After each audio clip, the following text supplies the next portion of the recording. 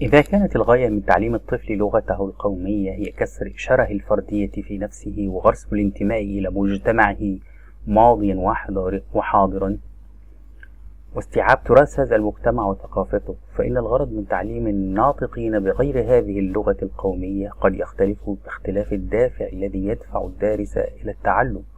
فقد يكون هذا الدافع ثقافيا أو عمليا أو اجتماعيا أو فرديا، هذا من وجهة نظر الدارس. إما من ناحية الموجهين والمخططين لهذا التعليم فإن الغاية هي نشر اللغة والتعريف بالثقافة، ابتغاء تأليف النفوس وكسب الأصدقاء من غير الناطقين بهذه اللغة، وتلك غاية يسعى إليها كل مجتمع يخطط لتعليم لغته لما يتحقق بها من مزايا وفوائد لا تتحقق حتى بأرفع أنواع الدعاية في العالم المعاصر.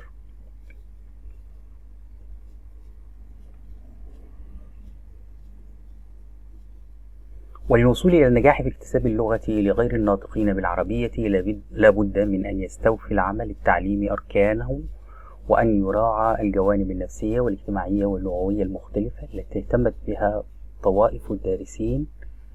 وأركان العمل التعليمي هي التلميذ والمعلم والكتاب، ولا سبيل إلى الاستغناء عن واحد من هذه.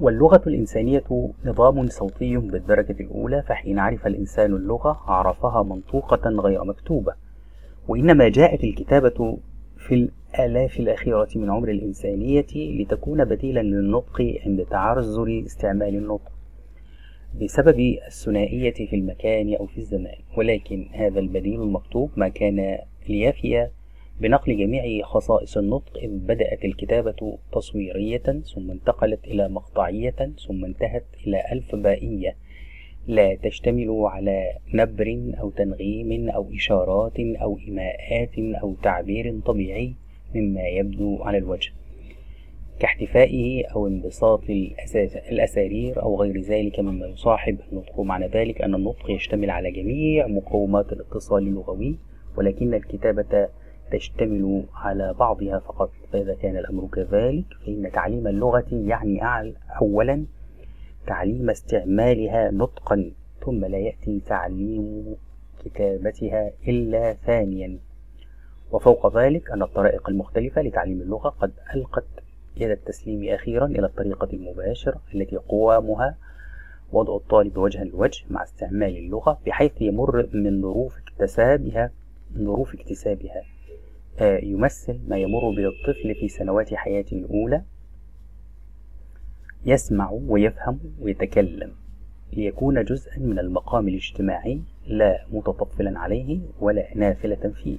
والفارق الوحيد بين الطفل والطالب أن الطفل مجتمعه الأسرة، ولكن مجتمع الطالب قاعة الدرس، وأن المقام الاجتماعي في الأسرة طبيعي ولكنه في قاعة الدرس مهيأ ومصنوع ومحسوب حسابا. ولقد كان على الكتاب الأساسي